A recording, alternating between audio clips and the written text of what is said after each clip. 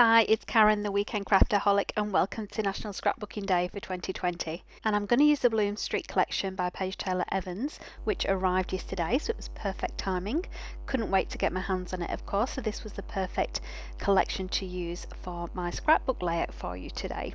Now, I know I wanted to use this particular photograph, and as you can see, it is quite a dark one, so I do decide to have quite a light background just so it's not too heavy. I've decided on this watercoloured effect 12 by 12 sheet that I've got from the collection, and I think the colours, the light colours in the background and the orangey pinky colours in the photograph work quite well together.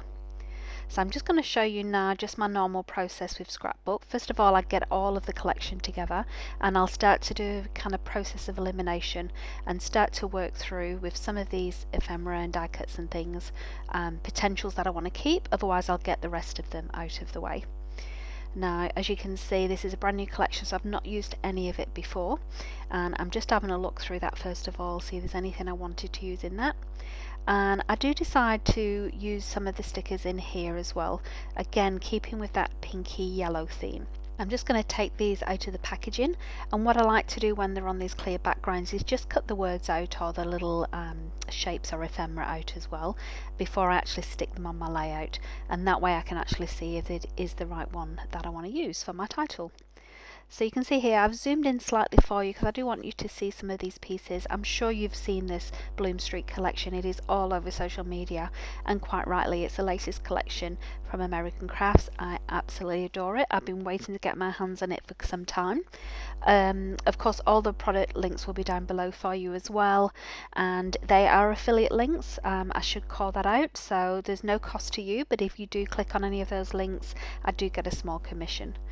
So you can see here, these are the die cut ephemera pieces in the pack, and I've not actually picked too many out. I wanted to steer away from the greens and the blues and the purples, just to try and have as monochromic effect as possible, if that's possible using two colours. And you see here I've got the 6x8 pad as well. Now there's always these little cut apart sheets, so when I do start my layout I always have a look at those as well and see if there's anything that I can cut up and use on my layout. I'm now going through the pages as well. I love getting the 12 by 12 sheets as well as the 6x8s, because obviously the 6x8s is exactly the same patterns but it's a much smaller version of them, which I always often use as well, just to cut out and make my own little die cut pieces with them.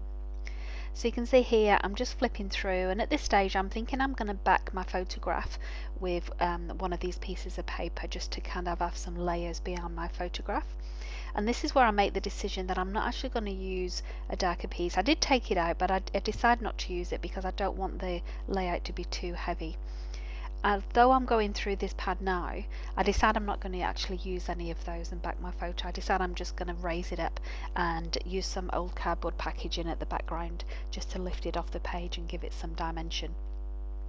Now this little sheet of hearts, oh my gosh, this is my favourite in the collection. I have to say, if I could decorate my craft room wall in that, I absolutely would. I absolutely love the design. So I'm keen to use that somehow in the layout, and I do have a sheet of it, but I don't really want to waste another sheet of 12 by 12 because I will end up using that large sheet in another layout. I ordered this particular sheet just for the flowers to fussy cut out, as you can see, and I'm not going to make you watch me fussy cut all of these out.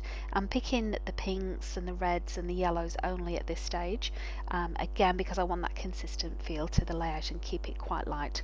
So I'm going to turn off the camera. I will show you when I've finished rather than you watch all of the fussy cutting, just how many that I do decide to go with.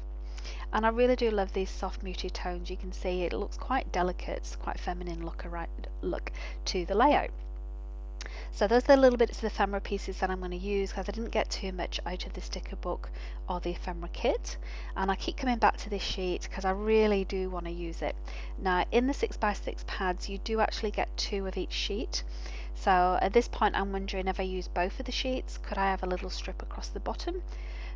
Because the original manufacturer sheet's actually in the purpley colour, which isn't the colour theme that I want. So I decided I'm going to give this a go. You can see here the bottom cut wasn't quite straight. I didn't get a full inch height on each of these, but because I'm going to distress them and fold them over, I'm not too concerned really that the height's not right at the top and they're not symmetrical in that respect. So as you see, I'm roughing them up. I'm hoping to rip them a little bit as well, just to give some more to that texture. Just using my scissors here. I do have a distress tool, but I don't know where I've put it. I can't find it, and I've had it for years and years as well, so I don't know where that's gone.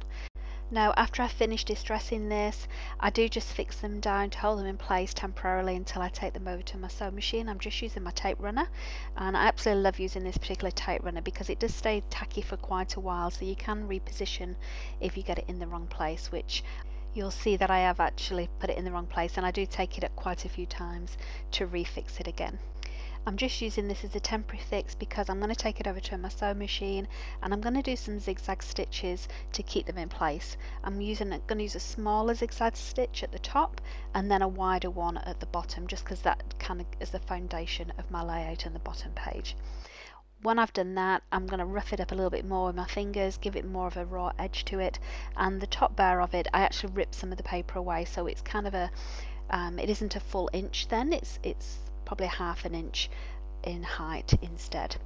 This is where I realised my camera hadn't been recording, so what you've actually missed here is me splattering with some pinks and yellow metallic watercolours. So you will see a little close-up shortly of the finished product. This was actually me tidying up. I thought I'd paused at this time, not recorded. I'd done it the wrong way around. But you'll see here what I'm talking about in terms of where I've distressed the bottom of it and where I've actually ripped it away at the top. So it's narrower at the top and a little bit wider at the bottom. And this is where I can show you a bit of a close-up. So I absolutely love these metallic paints when you give them a splatter like this.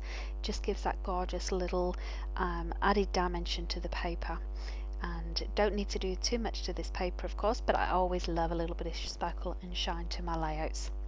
Okay, so that's kind of the background done. What I'm ready to do now is a little bit of construction. So I'm just putting these temporarily in place just to see if I've got enough pieces, what I want to do. I dive straight into this sticker book because I know I wanted to use some of these little washi strips. And this is the point when I've remembered I wanted to actually put some height on the back of this photograph. So I love to use old pieces of packaging. You can see here that I'm just using a piece of cardboard. This was left over from, yeah, I don't even know what packaging it was left over from, I have to be honest. And I always use this double-sided sticky tape, so this is super strong and I know it'll keep it in place, and it just takes a few layers obviously because I wanted a double thickness for this because the cardboard isn't too thick, it's probably only 2 or 3 millimeters, so I wanted to double that over to give it that height and then stick it to the photograph and then of course stick it to the layout as well.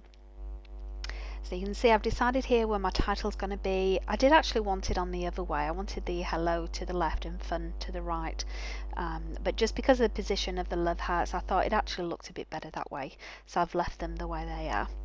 And then what I've decided to do as well, and again you didn't quite see me recording this, but I've put little zigzag stitches as well in the center of these flowers. Now I love to do this. It kind of gives me the effect of the button. It reminds me of a button with the stitching in the middle of the flowers. And I've done some chain stitching for this, and what that is, if you're not familiar with chain stitching, using your sewing machine, once you've sewn a little bit here, for example zigzag in the center of a flower, I've then just pulled it out of the way slightly and then put my next flower in. So I'm not starting my stitching each time, and this does save you wasting quite a lot of thread.